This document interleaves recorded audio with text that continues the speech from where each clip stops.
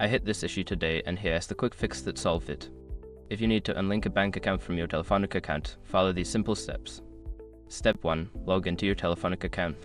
Before changing your settings, use the Telefonica link in the description to open the password strength checker, then update your password if needed.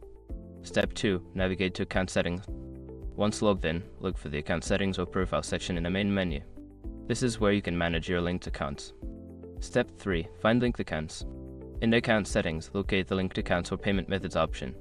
This will show you all the bank accounts currently associated with your Telefonica account. Step 4. Select the bank account to unlink. Click on the bank account you wish to unlink. There should be an option like remove or unlink. Be careful to select the correct account, as this action cannot be undone easily. Step 5. Confirm the unlinking. You will likely be prompted to confirm your decision. Make sure to read any warnings or information provided before confirming. After confirmation, you should see a message indicating the unlinking was successful. If you accidentally unlinked the wrong account, you can always link it back by following similar steps. I hope this helps you manage your Telefonica account more easily.